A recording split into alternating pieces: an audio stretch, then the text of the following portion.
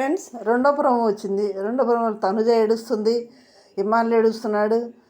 అంటే వాళ్ళ మధ్య ఉన్న ఫ్రెండ్షిప్ని మధ్య ఉన్న అడ్డంకులన్నీ కూడా షార్ట్ అవుట్ చేసుకున్నట్టున్నారు. ఏడుస్తున్నారు, ఏడ్చి మరీ షార్ట్ అవుట్ చేసుకుంటున్నారు వాళ్ళు. అదేందో చూద్దాం ప్రోమోలో. హాట్గా నామినేషన్లు అయితే విభజన జరుగుతున్నాయి. తనుజ డెమాన్ నామినేట్ చేస్తుంది, తర్వాత రీతు సంజన నామినేట్ చేస్తుంది. ఆ రీజన్స్ ఏంటనేది ఈ వీడియోలో చూద్దాం మనం. ఫస్ట్ టైం మన ఛానల్ చూస్తున్న వారు సబ్స్క్రైబ్ చేయండి, లైక్ చేసి షేర్ చేయండి ఫ్రెండ్స్. ఇక్కడ తనుజ డెమాన్ నామినేట్ చేస్తుంది. నామినేట్ చేస్తుంటే డెమాన్ అంతకుముందు ఇమ్మానుయల్కి తనుజకి జరిగిన డిస్కషన్ని కామెడీ చేస్తారు ఎప్పుడు దాకా అని డెమాన్ అన్నాడు. అది కామెడీ అవునా కానిది బిగ్ బాస్ చెప్తాడులే, నీకెందుకు అన్నది. ఓకేనా? నామినేట్ చేసి ఏం చెప్తుంది, నువ్వు రీతు కోసం ఆడలేదా, నీ కోసం ఆడలేదా అని అంటే రీతు కోసం ఆడాను అన్నాడు. కరెక్ట్గా పాయింట్లు గుర్తుపెట్టుకోండి. ఇది రీతు కోసం ఆడానని ఓపెన్గా ఒప్పుకున్నాడు. రీతు కోసమే ఆడుతున్నాను అన్న వ్యక్తి మరి నాకు 7 వారాల నుంచి కంటెండర్షిప్ రాలేదు. ఓపెన్గా ఏం చెప్తున్నాడు, ఇంతవరకు అందరు కెప్టెన్ అయ్యారు, రీతు కెప్టెన్ కాలేదు కాబట్టి రీతు కోసం ఆడాను అంటున్నాడు. మరి నాకు కంటెండర్షిప్ రాలేదు, నేను కెప్టెన్ అవుదాం అనుకున్నాను, నాకు కంటెండర్షిప్ రాలేదు అని అందరిని ఎందుకు అడుగుతున్నాడు డెమాన్? మరి అంత బేలకి ఎందుకు పెడుతున్నాడు ఫేస్? మరి రీతు కోసం ఆడేవాడు అంటే కంటెండర్షిప్ ఇస్తే రీతు కోసం ఆడటానిక?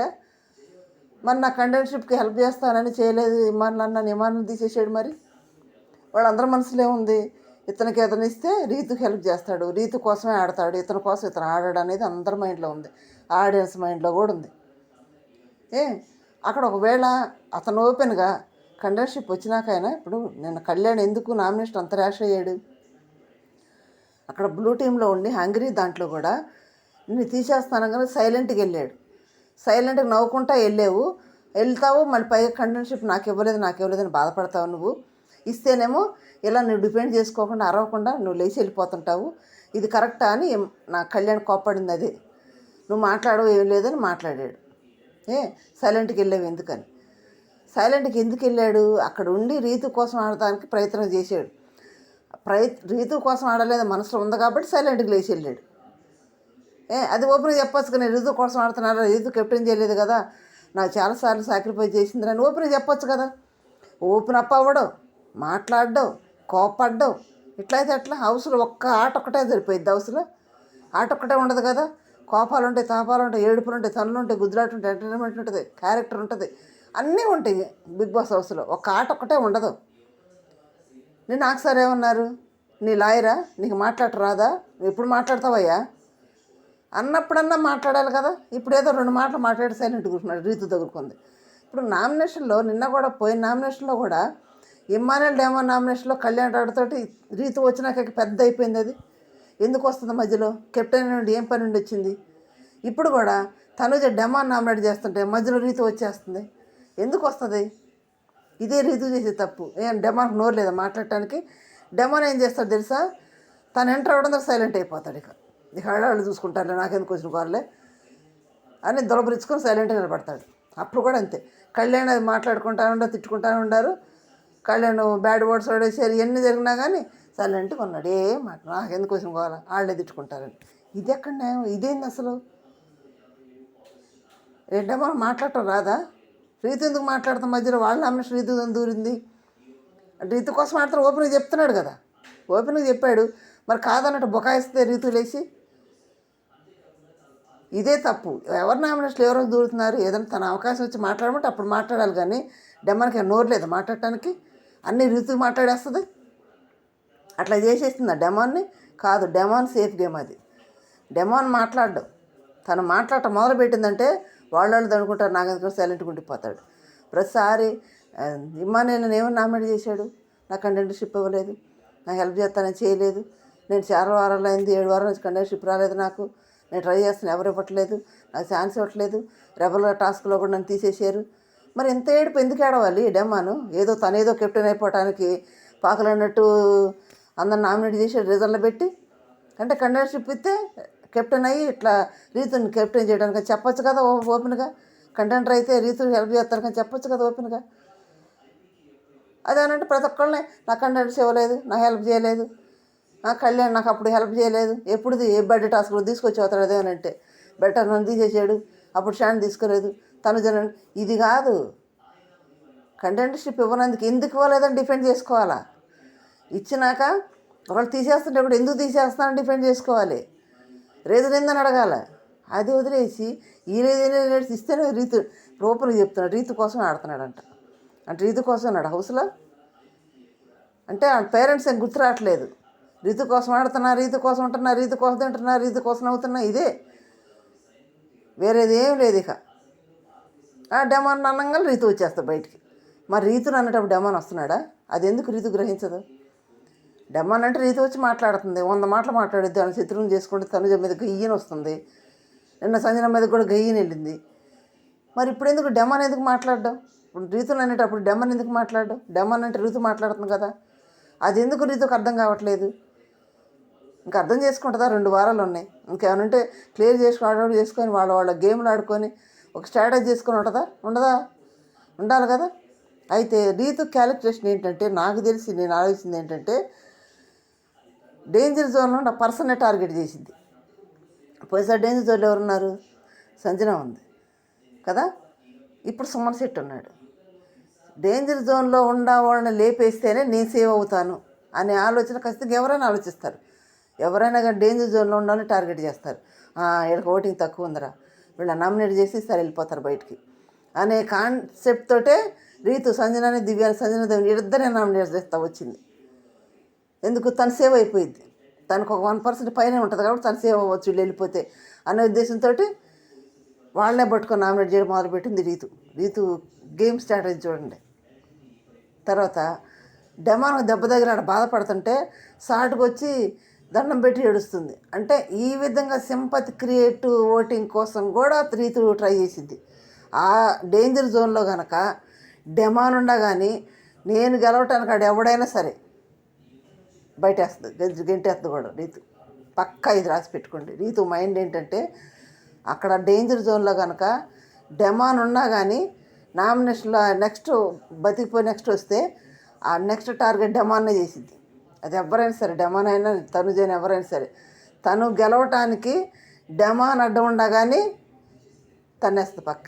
అటువంటి మైండ్ ఉంది రీతు దగ్గర.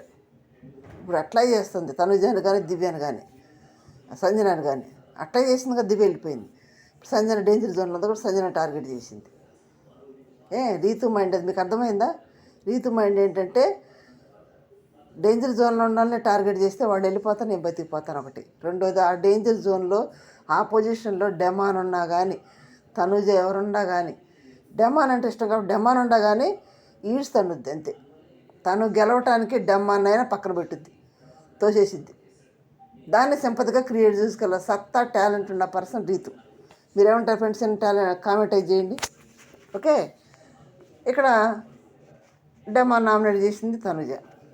నెక్స్ట్ రీతు వచ్చే సంజన నామినేట్ చేస్తుంది. నాకు సార్ ఏమన్నారు, పాతవి ఏం తవ్వద్దు హౌస్లో అసలు ఎత్తొద్దని చెప్పాడు కదా, ఇక్కడ ఎందుకు ఎత్తుతుంది రీతు? సంజన నామినేట్ చేసి నేను గిల్లుతాను, మీరు గిల్లించుకోండి, నేను 100 సార్లు గిల్లుతాను, మీరు ఒకసారి గిల్లితే అని మళ్ళీ దాన్ని ఎందుకు ఎత్తింది? నేను గేమ్ గురించి నామినేట్ చేశానంటే గేమ్ గురించి ఎక్కడ చేసింది? సంజననే టార్గెట్ చేసి నీ ఆటలేదు, నీ ఆటలేదు, నీ ఆటలేదు, నీ ఆటలేదు ఇదే అంటే మరి సుమన్ శెట్టి ఆట కనపడుతుందా? సుమన్ శెట్టి ఆడుతున్నాడా? సుమన్ శెట్టి ఎక్కడ కనపడుతుంది? మన సుమన్ శెట్టి పక్కన పెట్టి తనుజని ఎందుకు పట్టుకుంది రీతు? అంటే తను సంజన ఎందుకు పట్టుకుంది? సంజన ఎందుకు పట్టుకుంది?